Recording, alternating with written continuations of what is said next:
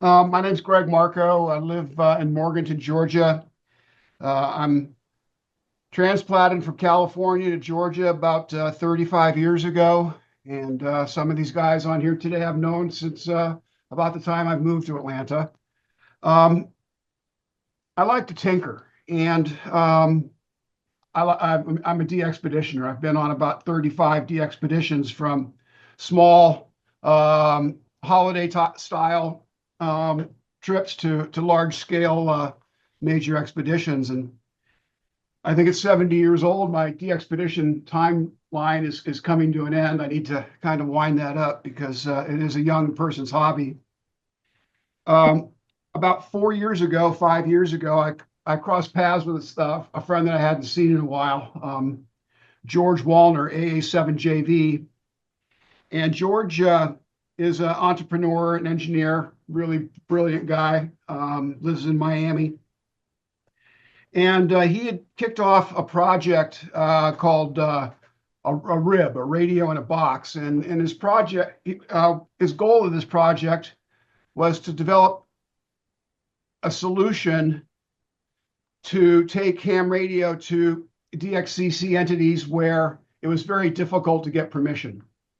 And so this is George's radio in a box, or RIB, self-contained radio, water cooled, 1,000-watt amplifier. And you would drop these off on an island, and he had a 900 megahertz Ethernet bridge to his boat. He'd operate from the boat, and the rig in a box would be on the island. And I got involved with him, started collaborating in some of the development of the product project. And about 2.5, 3 years ago, he took his boat out to the Pacific and started bouncing around the Pacific and doing Dxpeditions where he set up his rigs in a box on an island and operate from the boat. And some pretty big expeditions. In total, they made about 300,000 contacts. He spent a little bit over 2 years in the Pacific and is back in Miami now. Just announced a trip to St. Peter and Paul's Rocks off the coast of Brazil. I think that's going to take place later this year. But in my travels with him, the concept was brilliant, but I saw other opportunities to take the technology in a different direction. Just based upon the requirements for what George was doing, they were rather large, and I thought that they could be made a bit smaller and applied to other opportunities. So I got back. I was on Ducie Island with them in 2023, June and July, and while motoring around on his boat from French Polynesia to Pitcairn to Ducie and back, I started brainstorming on this, and I got back in July and started working on a more compact rig in a box. And we took it to Robinson Crusoe Island, which is off the coast of Chile.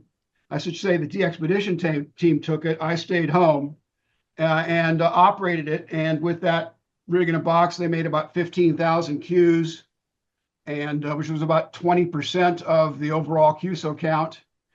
And Dxpedition wrapped up. They brought the rib back to me, and I started thinking about, well, what could we do with this? And I thought it'd be a great way to get young people involved in Dxpeditioning. They could operate the Dxpedition remotely or virtually, because Dxpeditioners are an old crowd, and there's some folks on here that have been chasing DX for as long as I have or longer, and it's difficult to get young people involved. So I wanted to talk about that a little bit today, what we're doing in a project that we're partnering with Youth on the Air, and then talk about the RIB a little bit, and talk about our trip to Rotuma. So I'm going to talk about several things. Basically, because I couldn't decide on what one thing I wanted to talk about. And I woke up about 1 o'clock this morning and hadn't finished the presentation. I tend to do these things at the last minute. And so it kind of came together the way it is. I hope you enjoy it. And I'm really thankful that you all have me here today.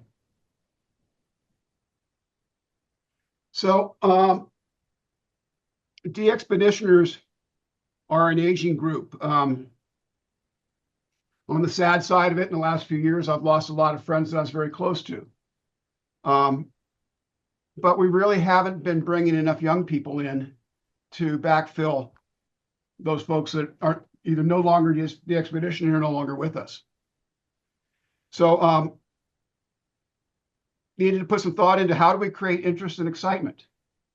How do we recruit these young people? There are barriers to entry. How do we help get past those barriers to entry so these young people can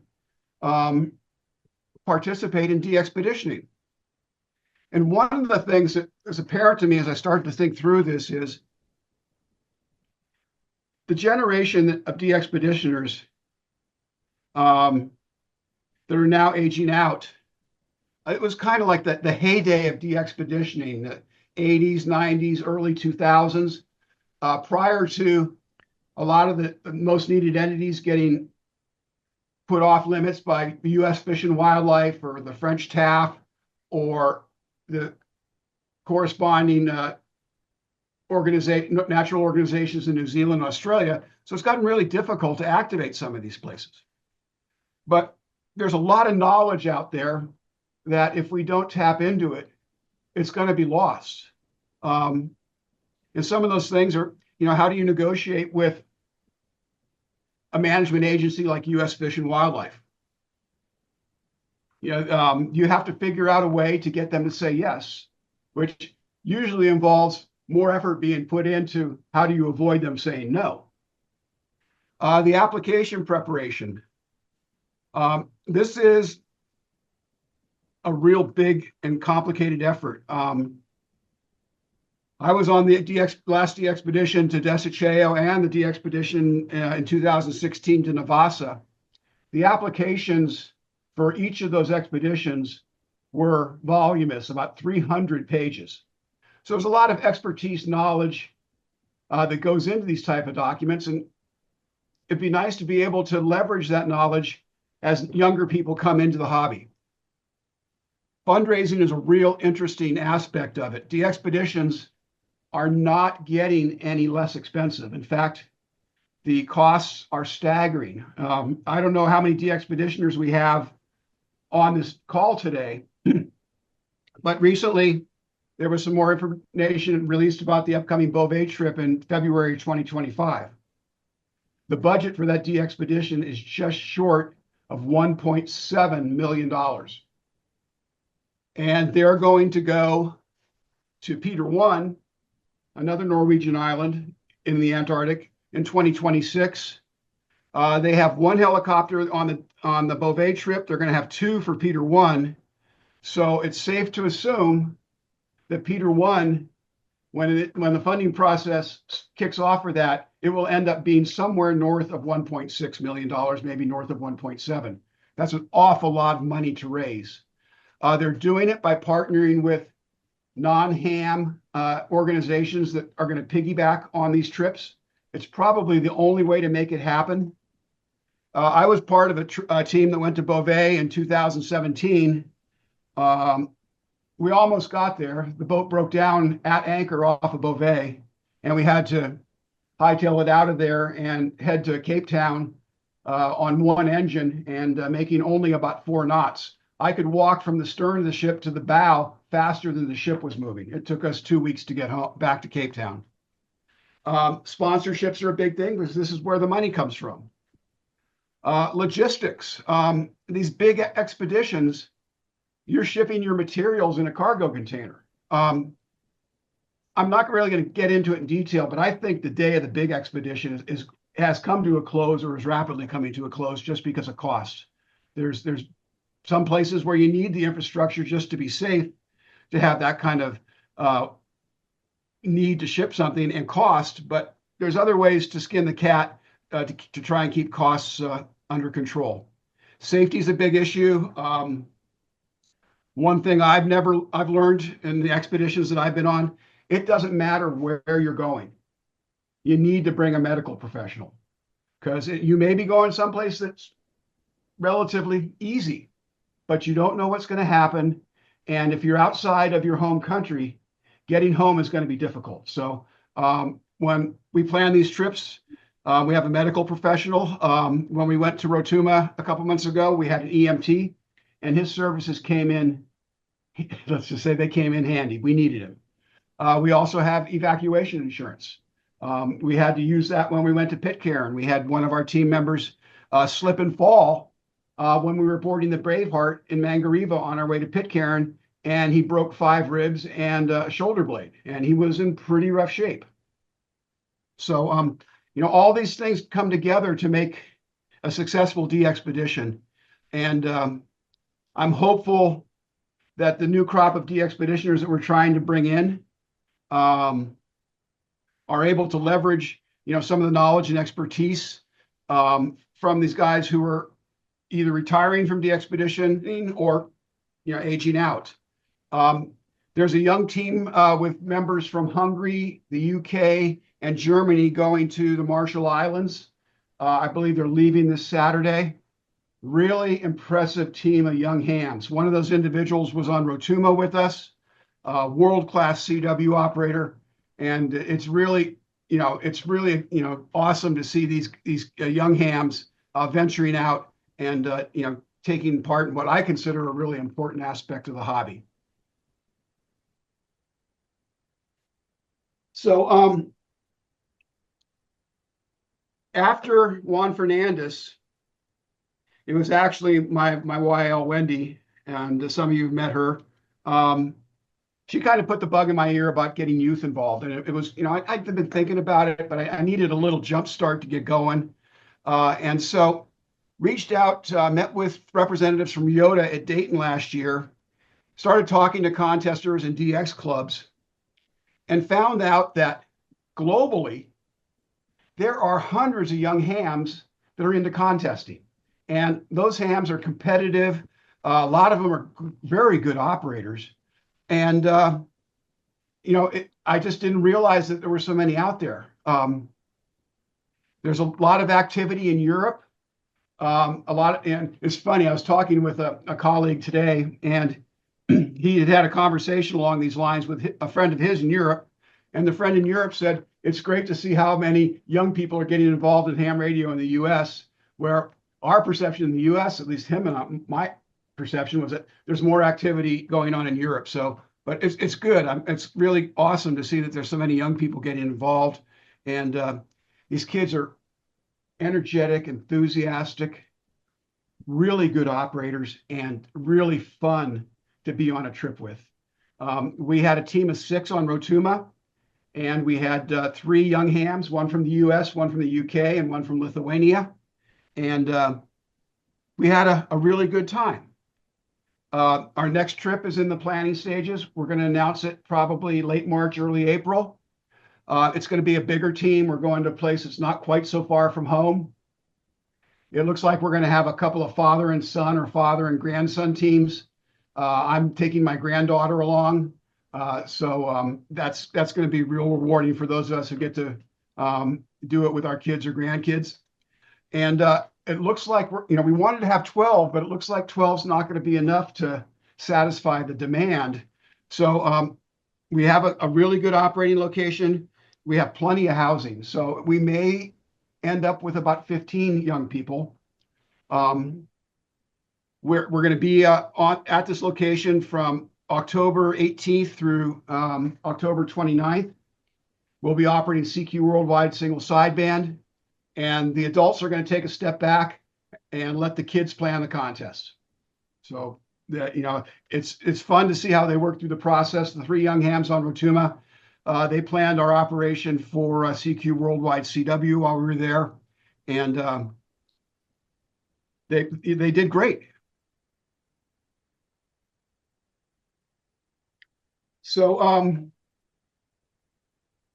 we've had no trouble getting interest from young hams.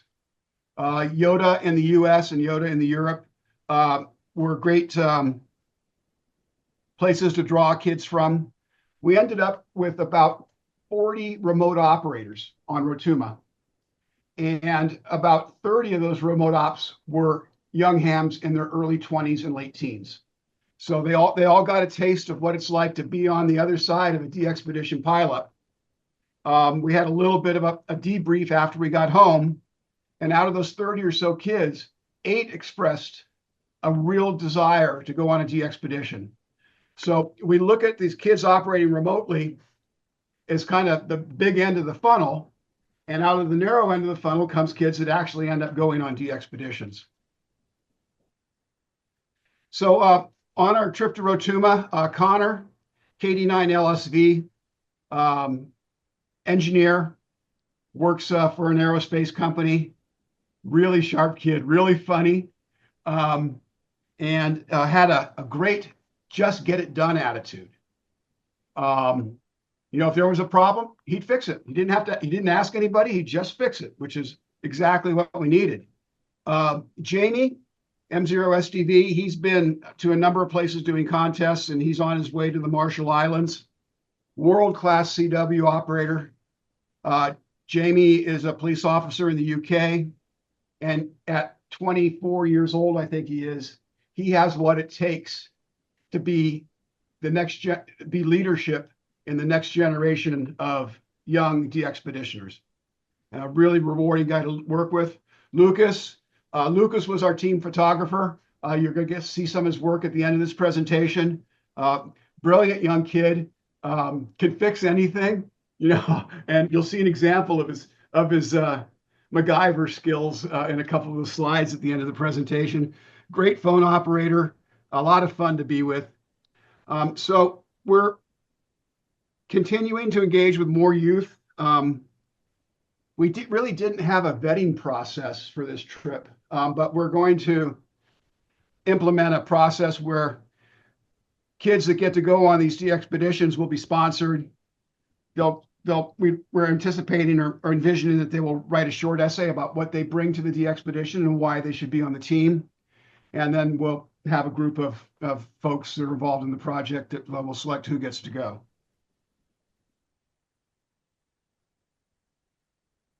So I talked a little bit about the next gen rib and how we do it with remote ops. We had 3 of these next gen ribs on Rotuma, and I'll show you a picture of them a little later on in the presentation. They're all based on Elecraft transceivers. 2 of them are based on K3s, and the third one is based on a K4. Elecraft was gracious enough to provide us sponsorship through providing a K4 to us. And we're hoping to retrofit everything and use K4s and moving forward. It's a lot easier to remote a K4 because it's a network attached radio than it is a K3. And again, they contributed significantly to the success of the DXpedition. Early on, when the local team was putting antennas up and all, I looked at the QSO counts. I think it was the middle of the second day. And the remote team had made 55% of the QSOs at that point. Well, it slowed down over time. But while we were busy putting up antennas, we were working people, getting people in the log, filling band slots. So the remote aspect, or having a remote operation that complements an on-island operation, works very well. Here are some of the young hams. This is about half of them. We did a press release in early September, and I didn't have enough time to clip all those pictures off the website, so I just grabbed what we'd done in the press release. What I really found amazing, we had a lot of hams from Turkey, and everybody was engaged. Everybody was excited. The way this works is you connect to the rib using a remote desktop application on your Windows PC or Mac, and there's a PC in the rib that's the desktop, and you can operate CW or FT8 remotely. We didn't have sideband working on this trip. And then the kids all collaborate in an online chat room. And what I really found amazing was that the conversations in the chat room with these kids who were there on the DXpedition virtually were just like the conversation an on-island team would have sitting on a rock somewhere in some far corner of the ocean. What was your QSO rate? How was propagation? How are things working? What technique are you using? What's working, what's not working? So even though they're not there, they're really interacting with each other as they would if they were there in person. So lots of fun. And this part of the project, the Youth on the Air, I'm working on getting some more adults involved because this is something that's really important, and at least to some of us. And the kids are just chomping at the bit to continue this. So it's difficult when you're young to do a Dxpedition, and that's why a lot of kids are not doing it. One is, do you have the financial ability to go? And I'm pleased to say that we have organizations that have stepped up that are going to remove those financial hurdles, that the kids don't have to worry about the cost of their plane tickets.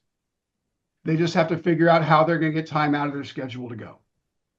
And we've done 2 trips in the fall, and we really need to do a trip in the summer so that school is not a hurdle to going.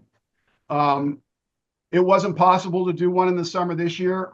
I'd just gotten back from Rotuma. I was exhausted. I got home on my birthday. It was 2 weeks before Christmas. And so by the time we got our head wrapped around what we're going to do next and looked at the potential timelines, we were out into the October, November timeframe. So the major funding organizations have stepped up. We had a lot of donations from clubs and individuals, and the support has just been overwhelming. It's really been rewarding. Excuse me, I'm losing my voice.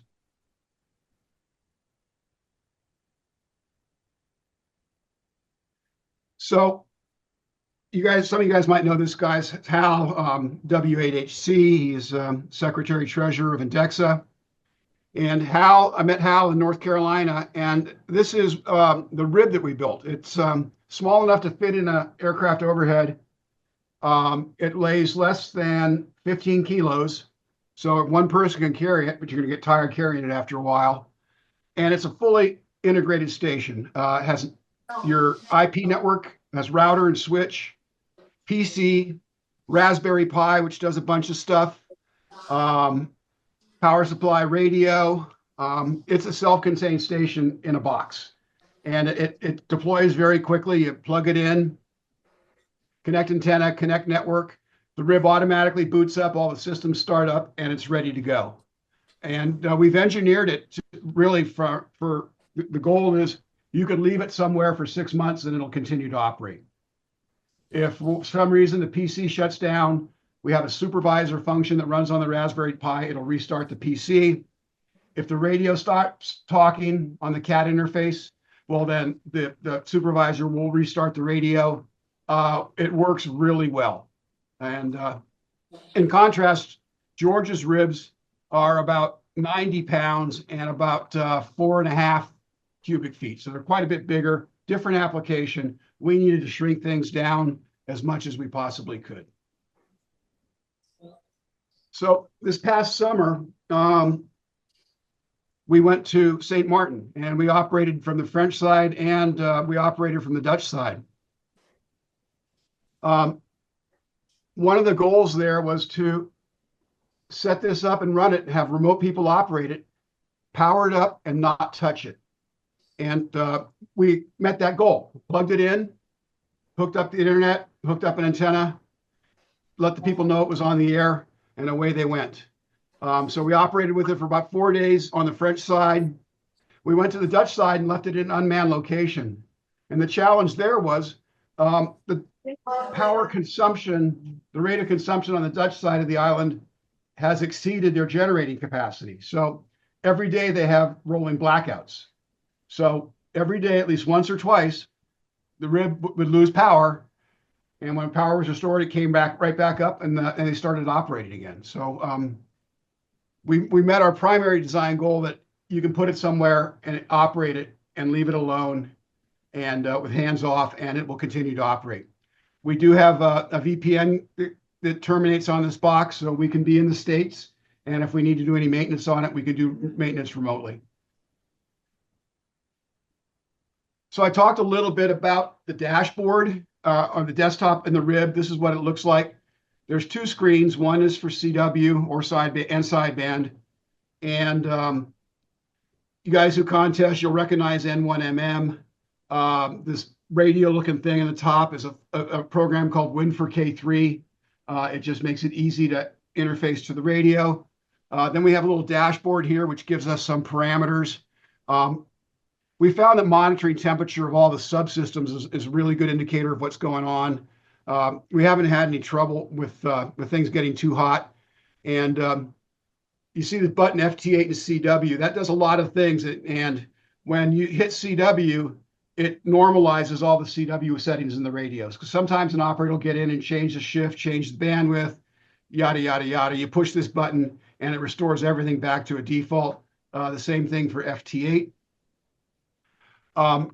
We use these. There's the FT8 window. We use these with non-resonant antennas. You can imagine having a box that's intended to sit there with nobody tending to it. It would be difficult if you had resonant antennas for every band. You had to switch them. So we have these non-resonant antennas. It's designed by Tom Schiller, N6BT, a really top-notch antenna engineer. The little black box is a remote antenna tuner. We use the remote antenna tuner and the internal tuner in the Elecraft radios. When you change bands, the internal tuner in the radio is put in bypass. The external tuner tunes. Then the internal tuner in the radio tunes when the external tuner is done. And so we always have a one-to-one match. And when you change bands, the tuners tune automatically. So it's one less thing that the operator has to worry about when changing bands. The band change process, the mode change process, it's automated to the extent that we could get it done.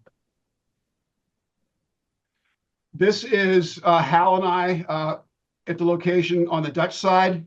The gentleman in the middle, if you work DX, you've probably worked this guy. It's Marco, FS4WBS. I've known Marco for about 25 years. He owns a restaurant in St. Martin, and just a real fun guy and very supportive, active contester, and he's on the air a lot. So if you work DX, you probably recognize his call. So these two projects, the RIB and the youth, getting youth involved in Dxpeditioning, go hand in hand. And it's a lot of work. It's really rewarding. For the last 6 months of last year, it consumed a tremendous amount of my time. We've got some more people on the team now. It's a little more balanced. We've got the loads distributed, the workloads distributed. And I'll say the last 6 months of last year were kind of insane, but now we're moving forward. We've got a really good team in place. The folks are dedicated and committed. And it looks like we'll be able to keep this project moving forward for the foreseeable future. So Rotuma, located a couple hundred miles north of Fiji. It's been a DXCC entity since I think the 1980s. Really cool island. It's most of the people who live there, there's 1,200 people who live on the island. It's about 18 square miles. Live life much in the way they did 100 years ago. They have electricity. They have propane stoves, they have cars, but they live off the land. Really nice people, a lot of fun to be with. And it was just a great experience all the way around. One thing we didn't expect is it was a little more challenging than we thought it would be. I'll talk a little bit about that, but that's just the nature of the beast. So here's the team. When we arrived, they had a ceremony for us, which was a welcoming ceremony onto the island. So we wore these flower lei type things. From left to right, Nathan, K4NHW. Those of you who live in the Atlanta area probably know Nathan. Next to Nathan is Dean, W2FQ. Dean joined the team late in August of last year. Really good guy, former Army Ranger. And he is embraced being a co-leader on our next trip. He's chomping at the bit. I hear from him a couple days a week, and now I've gotten used to it. He's going to call me up and say, "What can I do now, Greg?" So rather than that having to be a call where I think about what he's going to do, I have to anticipate the call and have something ready for him to do. And a lot of fun to be with. Next to Dean is Connor, KD9 LSV, graduate of Bradley University, aerospace engineer, lives in St. Louis, Missouri. Real fun kid. Next to Connor is myself. And then next is Jamie, M0SDV. Great guy. And Lucas. Lucas is way too much fun to be around. There's never a dull moment with Lucas. And so we're all going to be in Dayton this year. We have a presentation on the agenda in the DX Forum. And I've done a few of those presentations, so I'm going to bow out for the most part. Might come up and say something in the end, but the team will be doing the presentation, and they're really looking forward to telling their story. So this is our operating location. And, you know, I look at it and I go, this is kind of like those of you who live in the States, like Gilligan's Island kind of stuff. We ended up hanging banners around the perimeter of this shelter to keep the rain and stuff out. One thing that we didn't anticipate was the insects. And I've never seen anything like it. We were right on the beach. You know, you can't see it, but just out the back of this shack is the beach. And the water was 10 feet away. But flies, mosquitoes, sand fleas. We operated at night under mosquito nets. It was that bad. If you had an abrasion and you didn't have it bandaged, you were probably going to get an infection from the insects. In fact, 4 of us got pretty nasty infections while we were there. 2 of the team members got heat exhaustion. We went through 8 bags of IV fluids on the trip. It was incredibly hot, and it didn't cool off. And so if you fell behind on your hydration regimen, it was very difficult to catch up. I was drinking 6 liters of water a day. And as things wound down, I kind of backed off that a little bit. And I realized very quickly that I needed those 6 liters of waters and electrolytes just to stay hydrated. The first night of CQ Worldwide, it was about 8:30, 9 o'clock local. It was dark. And I was laying in my bed, and I heard the wind and the rain come up. And it had rained, and the wind had blown a little bit, but this was something really different. And we didn't wear our shoes in the house, so I got up out of bed, grabbed my phone. Something new about Dxpedition, you know, with the internet, you know, somebody calls you from the States and your phone rings. So this is kind of a new aspect of Dxpeditioning. So Jamie called. He said, "Get down here real quick." The roof had blown off the shelter. Well, the winds were blowing about 60 miles an hour, and Jamie and Lucas were outside trying to hold what was left of the roof in place, and I was trying to cover up the equipment with tarps we had. But they said the rain had to be 30 or 40 degrees colder than the air. So apparently it was a great big thunderhead, had a lot of wind. So we packed up all our gear, we put it away, shut down for the evening. Next morning, went down, gathered up all the cables, organized everything, and rebuilt the station. So I can say without hesitation and without a doubt, we're throwing a lot of challenges. But this team overcame every challenge that we were presented with. And they learned an awful lot, not only about teamwork, but also what they're capable of doing if they put their minds to it.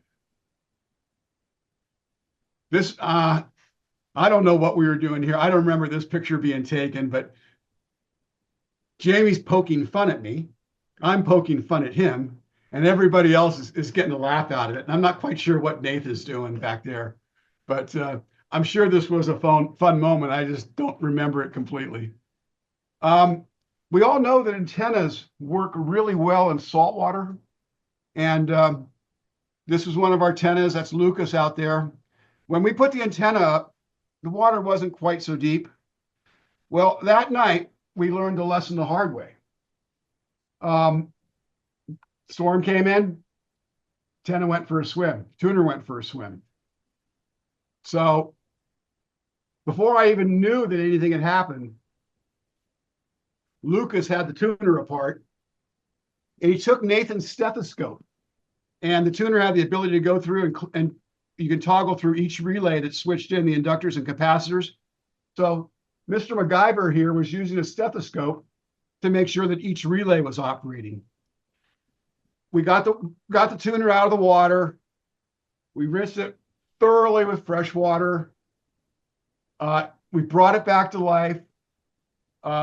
It went home with, and you can see that there's rust on it. This was a brand new tuner. It went home with Dean, and I'm sure it's still packed in Dean's stuff. And I'm going to be interesting to see if it works when it gets back to my place. You know, one of the disappointments of MSJ going out of business, and there are a lot of disappointments there, is they made remote tuners, and nobody else really made a market of remote tuners. And the way we deploy these ribs, it's pretty critical to our to the way we do things. So, you know, not to be stuck without a tuner. My technical colleague on this project, Warren KD4Z, is building a remote tuner. It's a pretty significant project. He put it down for a couple of months, and I'm hopeful that he gets the energy to finish it. We've got a couple of prototype boards. We've gone through 2 revisions because we're going to have to change up the way we do things if we don't have remote tuners, and we'll just have to see how that comes together. You know, it's just another hurdle, another challenge, and I'm sure we'll get past it. Here's Connor operating. The local stations used K3s and KPA 500s. The antennas for the ribs were these non-resonant multi-band antennas. We used them on 40 through 10. The antennas for the local stations were vertical dipoles that were placed along the water's edge.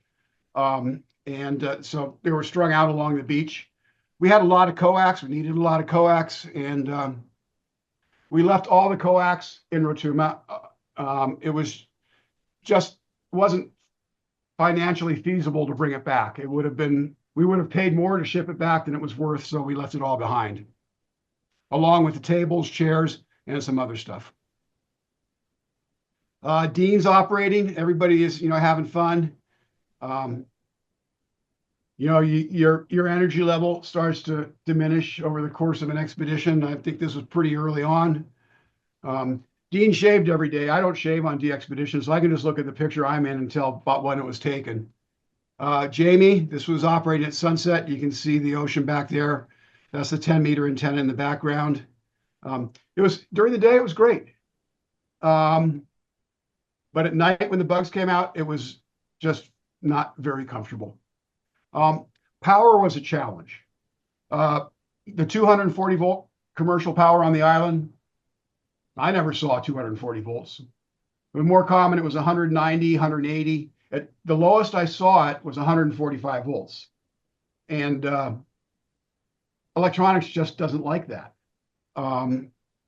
We had a generator. Well, our coast had a generator, and the alternator and the generator went out before we got there. And so that was generator number 1. We went through 4 other generators, and the first one didn't get repaired. There were 3 more that didn't work for whatever reason, and the last one was a Husqvarna, and it was a really good generator, and it served us well. But a good bit of time Dean was spent with our host going around the island trying to find a generator and trying to negotiate a reasonable rental rate for the generator. Nathan, I don't know where the bugs were this night, but you can see he's inside the mosquito net. You can see behind him the netting. So that's why there's no mosquitoes on him. Lucas, in one of his more serious moments, I'm not quite sure what he's got on his mind right there, but you get a good idea of the proximity of the ocean. You can see the ribs on the table next to Lucas. We were constantly organizing because we were constantly just getting disorganized. You need something, you find it, and you don't put it back, and it ends up someplace. And so Nathan was really good at kind of keeping everything organized and kept an inventory. So if we needed a barrel connector, with one of the generators, we needed a AC line filter because it was putting out a lot of hash. So, Nathan kind of kept track of all of our materials, brought a lot of stuff. And we didn't have a situation where we didn't have a piece of part that we needed to solve some problem. This little guy was flat out nasty. If you can see the lanyard on his leg. And if you walk near him, he tried to bite you. Well, at the end of the day, he ended up being lunch and dinner. So I think that he got the short end of the stick. Our 6-meter beam, this was probably about dusk. Didn't have much in the way of 6-meter propagation, but we tried anyway. We thought it would be a really good idea to have one of the local boys climb up a coconut tree and bring a rope up there so we could string up an inverted L for 160. Well, these trees were really tall, and unfortunately, these kids could only get up about 30 feet. We were able to shoot a line over the top of a tree. We figured out a way on the next trip. We're going to have a drone where we're going to be able to lift a line up and drop it. So we engineered that while we were sitting around at night, not doing anything else, those of us that weren't operating. So we engineered some solutions that we'll be implementing on the next trips. So Nathan and Lucas decided to borrow our host motorcycle and ride around the island one day. Well, while they were shooting, this guy came up upon them in a rather threatening manner. While he's not a very big bull, you can see that he is indeed a bull. And he was not too happy. I don't think he'd ever seen Caucasians before, but he got right up and personal with them, and they were rather uncomfortable and were excited about telling us about their adventure with the bull. Rotuma is a really beautiful island, volcanic in composition, very lush forests.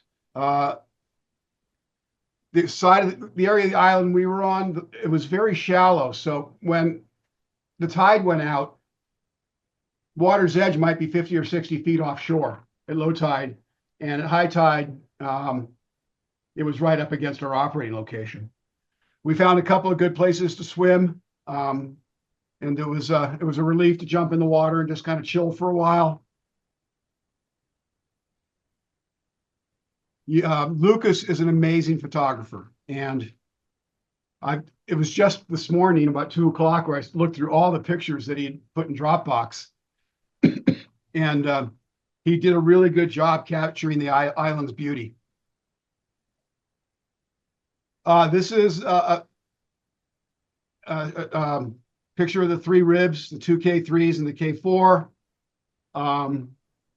Worked really well. We paired the K4 with the KPA 500, so that had a little bit of power. But this is the solution we use to give the young folks access to the Dxpedition. So we were there for Thanksgiving, and so somebody got the wild idea, that it would be fun to cook Thanksgiving dinner. Well, there's no turkeys on Rotuma. And so we had to kind of improvise. Another challenge that we overcame. So here I'm chopping up some green beans. Instead of turkey, we're having chicken.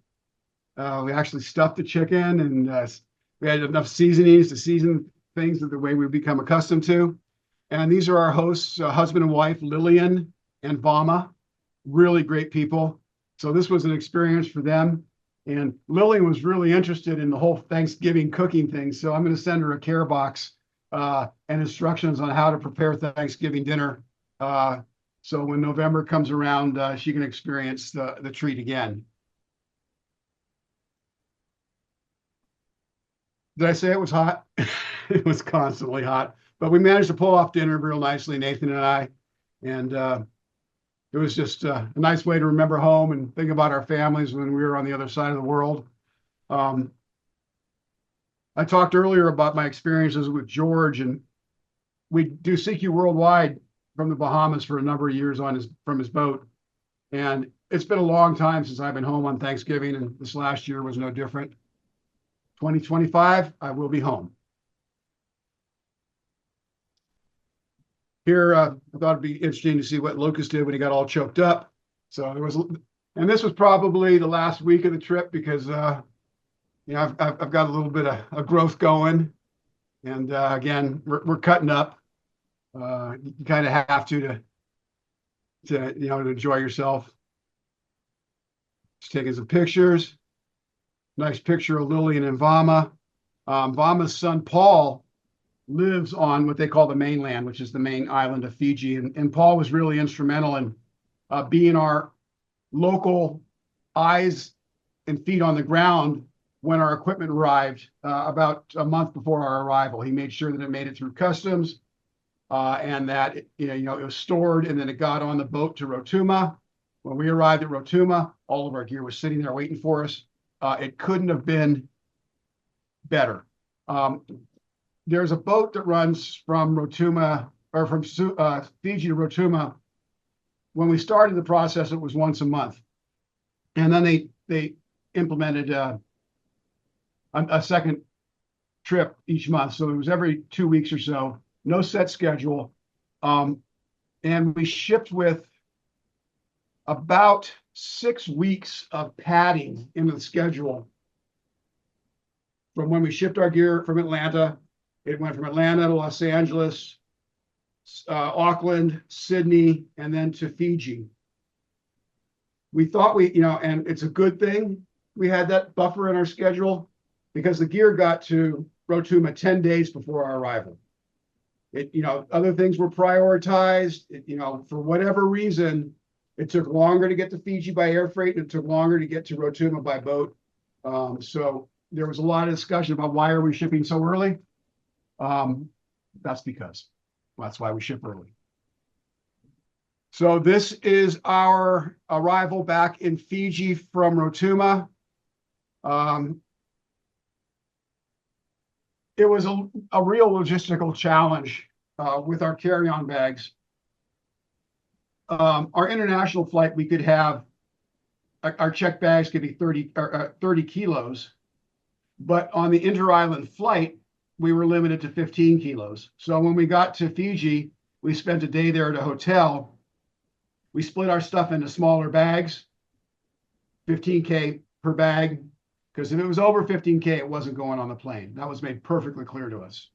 And then we had to do the reverse. Our 15-kilo bags coming from Rotuma got to Fiji. We had to repackage them into suitcases that we left in Fiji for our flight back to the States. This is getting ready to leave. We're heading to the airport. Jamie was flying back to the UK via, I think, Vancouver on British Air, and the rest of the team was flying back to their final destinations through Los Angeles.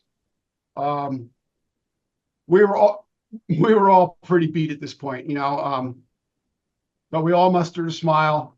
We all had a good time. We're all best of friends and looking forward to seeing everybody in Dayton. Wishing Jamie all the best on the trip he's leaving on Saturday to the Marshall Islands, and looking forward to seeing these guys in Dayton. Some of these guys will be going on our next trip with us this fall. So that's a wrap. I hope you found that interesting. A little different from, it's kind of a little bit of this, a little bit of that. And I'd like to open the floor for questions. I have a couple. This is Keith, NIQDS. Yes, Keith. First off, when you said kids, I was thinking, okay, below 20.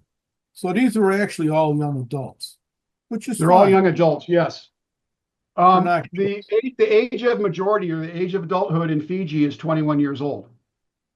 We were not willing to risk having a minor on the trip and all the liabilities that go along with that in a foreign country. Our next trip, the age of adulthood is 18. And we'll have, if you have a guardian with you, like some of the younger hams are going to do, then yeah, fine. You can be whatever age, as long as you have a parent or grandparent there with you. But on this trip, it just made good sense. We ran this by some folks that have more experience than us, and they said, yeah, don't take the chance. You don't know what could Yeah, happen. and I understand that, and that makes perfect sense.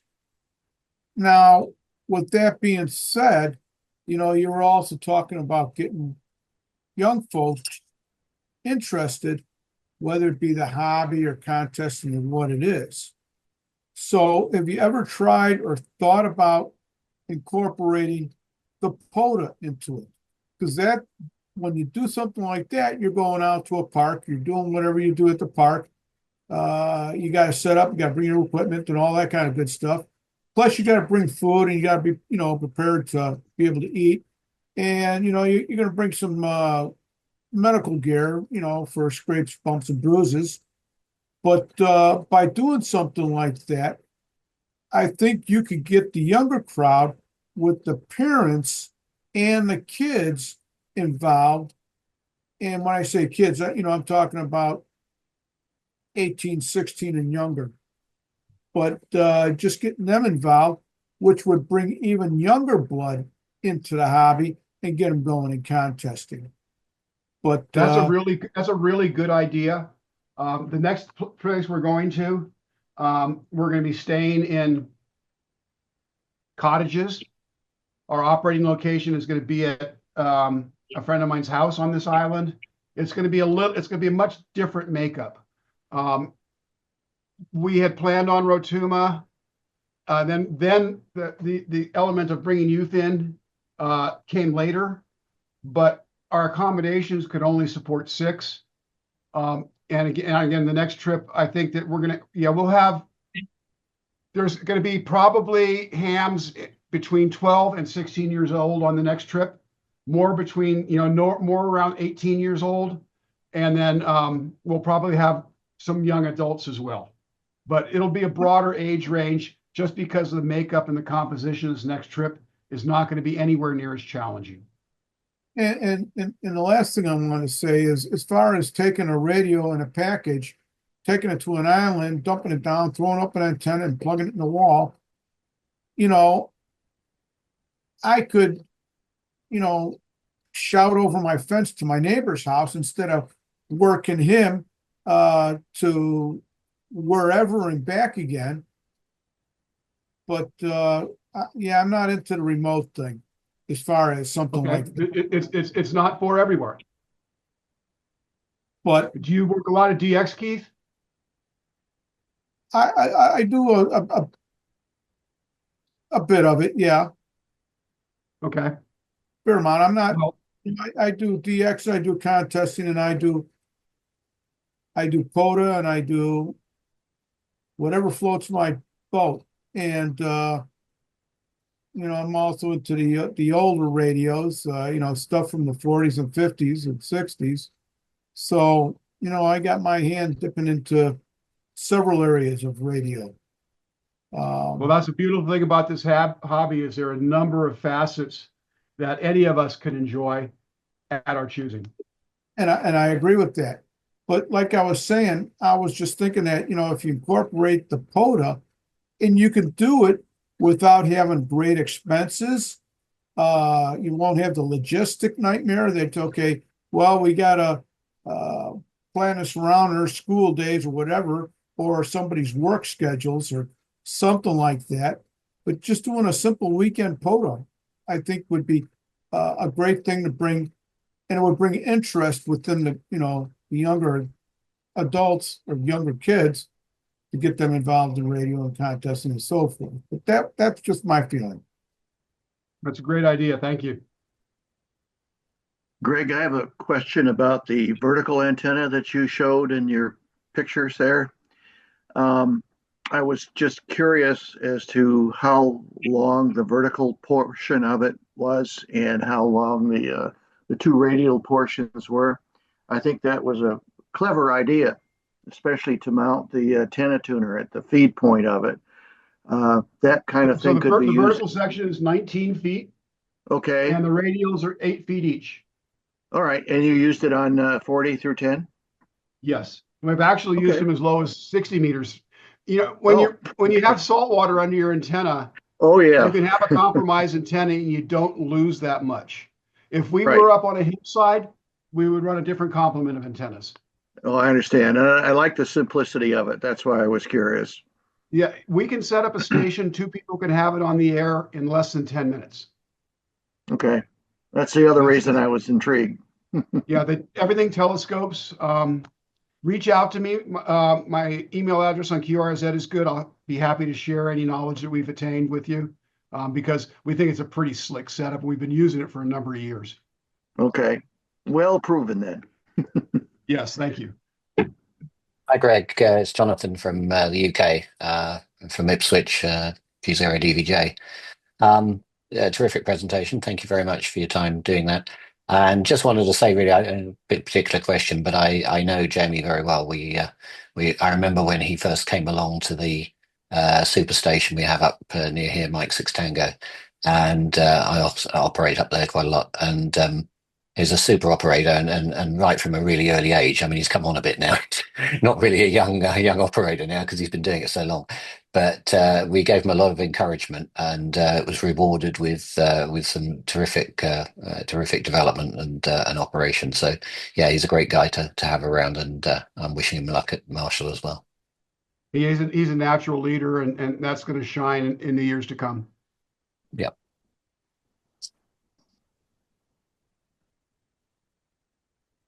I like your K4.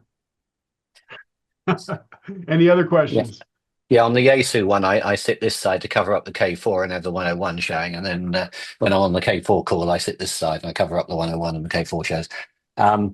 One quick point to do with the remote that you mentioned and that Keith mentioned. I don't have a problem with remote, but I would like to know and be sure when I'm working somebody remote. So I think that's a fair thing to do. And if there's an easy way of doing that when you're running, so that people can be aware of whether they're working the island or the person on the island, that would be because some people prefer one or the other. That would be great. And I guess you can really only do that at the moment by looking at the logs afterwards and annotating that in some form. Well, we use Club Log Leaderboard. So, Yeah. And we published who the names of the operators in advance of the expedition. So when you Right. work somebody and you see that they're on that radio at that time, you know whether you worked a remote operator or a local operator. Cool. Yeah, Club Log makes a lot of things simpler. Yeah, it's a great tool. In fact, we're implementing a leaderboard function on our remote operators website just because it gives them an opportunity to compete for something. Yeah, that's right. That's really good. And Michael, another UK guy who does Club Log, is another great guy. Yeah, he is. I really enjoy Michael. Thank you. Any other questions? Well, I want to thank you all for your time today. It's been a pleasure. Again, this is a little bit different way of telling the story. I appreciate the feedback. POTA is definitely something that we should look into, and hope to see you on the bands. We'll be announcing our next trip in a month or two, and hope that you work us, because the operator on the other end might be experiencing a Dxpedition pileup for the first time.